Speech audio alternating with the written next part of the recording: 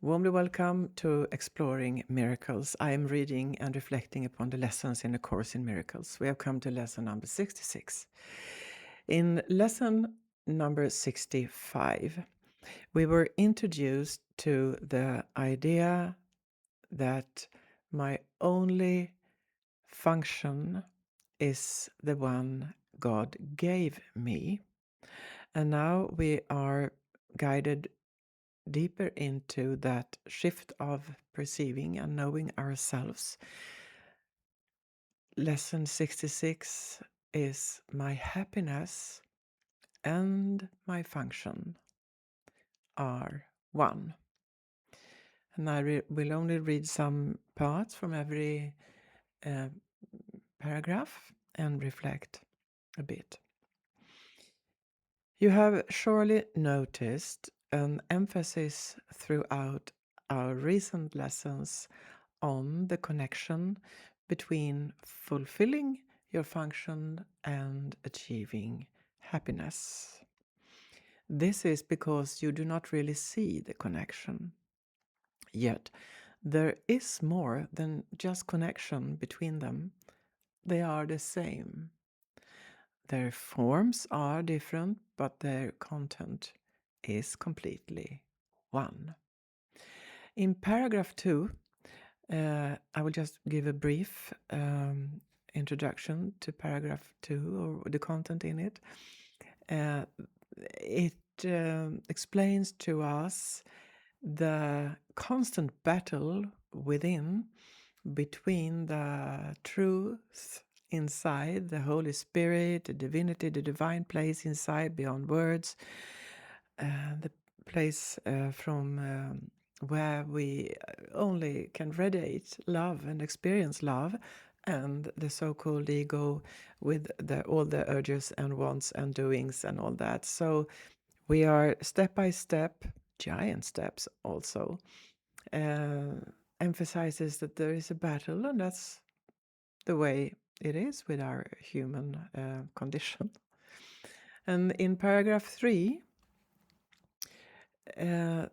we will try to go beyond this meaningless battle between the two identities we have inside and make us see more clearly what is it that actually make us happy. What is true happiness, one could say. So it will not, as I take us away from things that we really want to create and situations we really would love to be in. It's not saying that forget all that because the only way to be happy is to be the function of God, because that could sound in the beginning, it did to me, so narrow that okay, so my only function is from God, but I didn't know what is that. I hadn't been acquainted to, even I wasn't even close to what does it mean, and just to drop everything else and all the longings that I have, and so seemed very hard.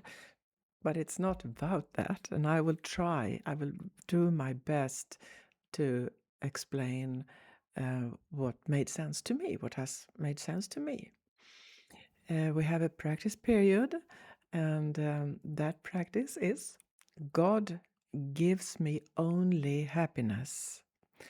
He has given my function to me. Therefore, my function must be happiness. It's a bit like an equation, divine equation, and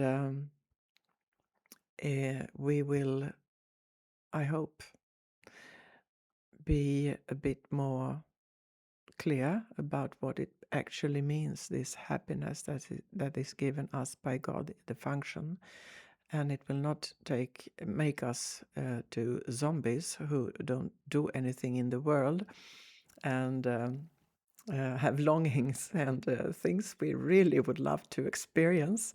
It's not about that.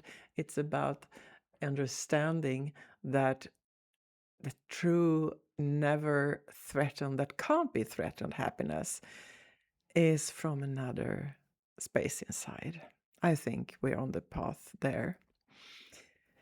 And now I'm in paragraph 7. We read a bit from it. The second premise is that God has given you your function. We have seen that there are only two parts of your mind. One, here we go again, one is ruled by the ego and is made up by illusions.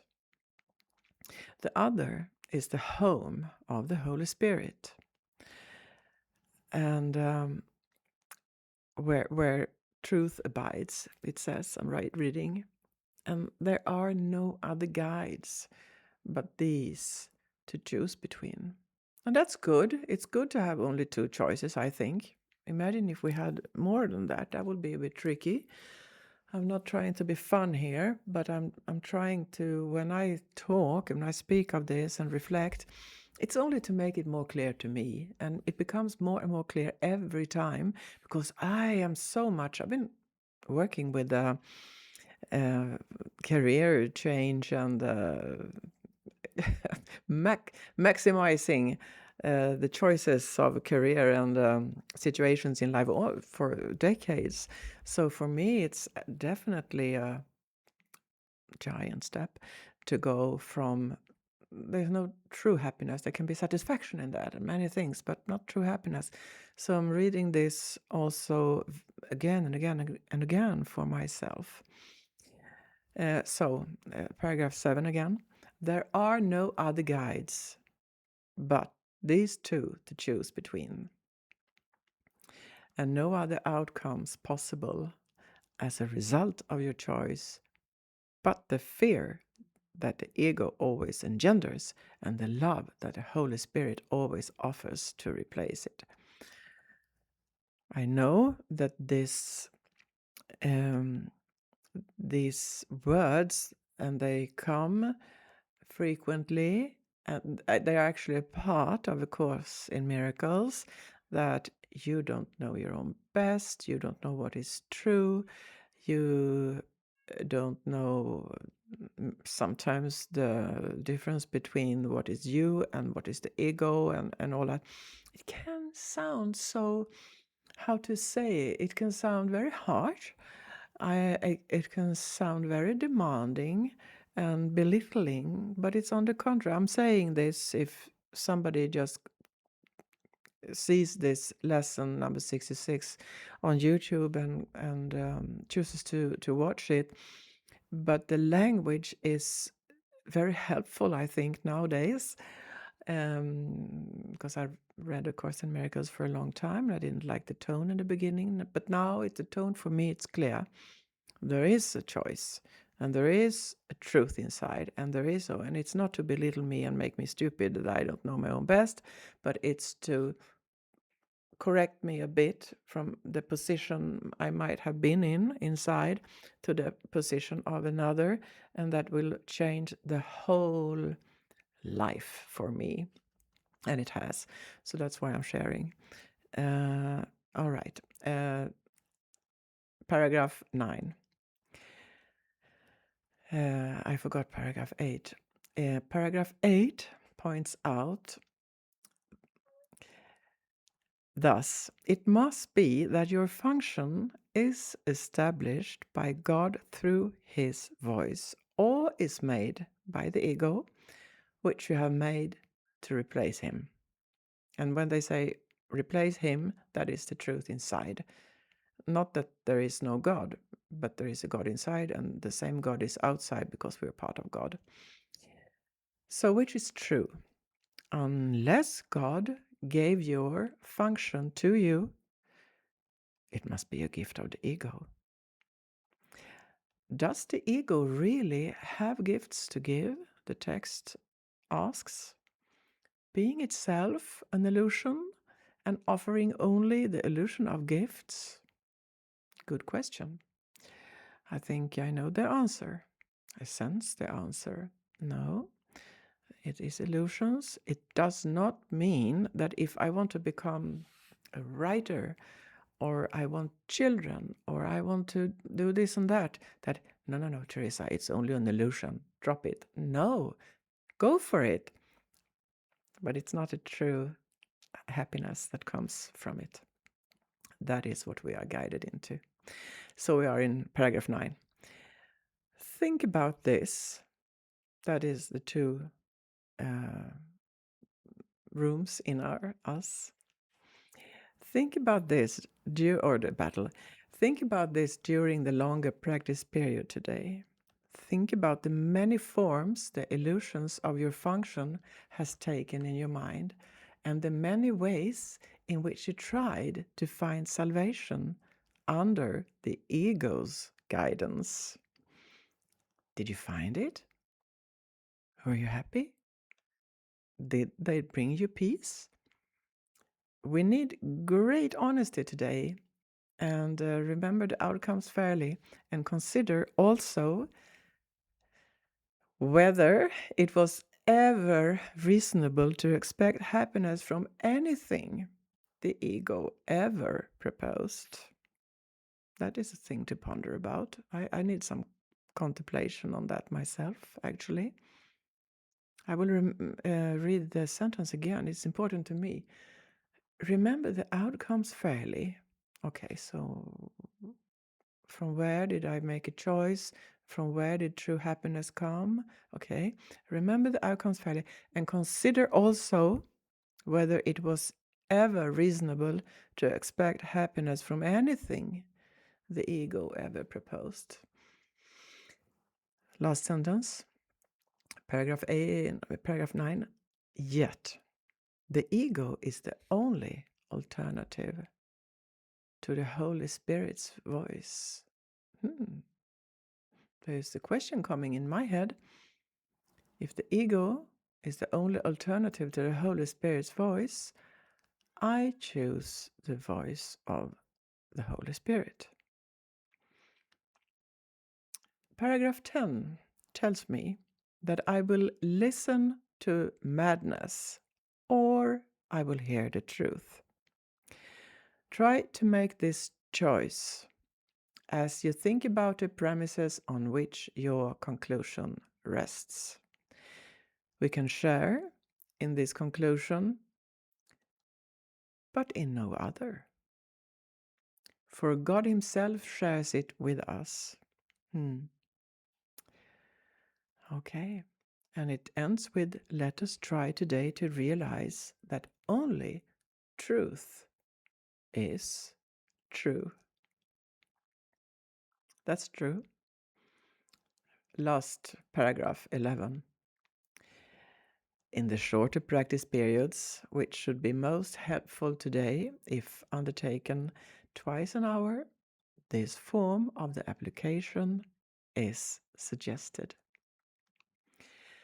My happiness and function are one, because God has given me both.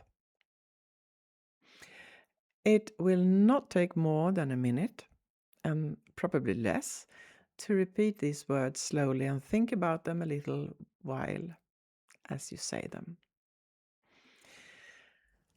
Well, is there anything more to add to this than what has been already said? Because I have not a thousand, but I have a couple of reflections in store for this, because it goes,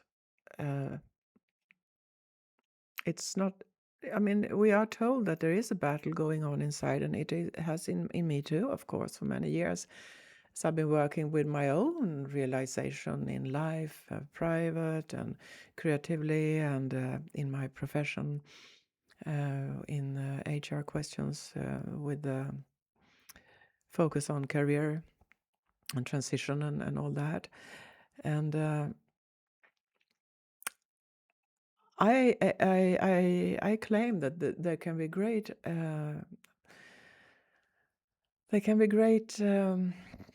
satisfaction in reaching goals in life and fulfilling so many things.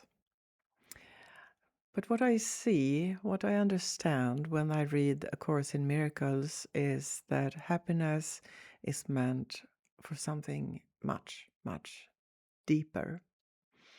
What I might have called happiness was happiness in a way, is happiness in a way, but the happiness we are guided into here to find is a never threatened state of experiencing life.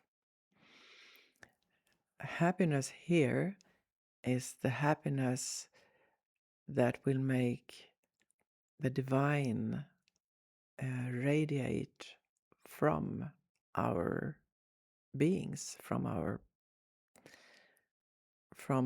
show. When we show up, it will be there for others to share and to reflect and to shine onto the world. And that is not, I think, the case with the happiness or the satisfaction I feel while landing that job or having that date. Oh, yeah, he wants to marry me, or this job, and or even a poem I write. Happy. Oh, wow. But will it? I don't think it's the magnitude, the divine magnitude that is meant by the choice we make to make it our function. The function is to radiate God. I think that is what this text is teaching. And I love that teaching. I hope I understood it correctly. Thank you very much for taking part of this. Thank you very much for returning. And I hope if this is the first video you watch, you're so welcome to return. And may the source be with you always. It will, because it's inside. Thank you very much. See you next lesson.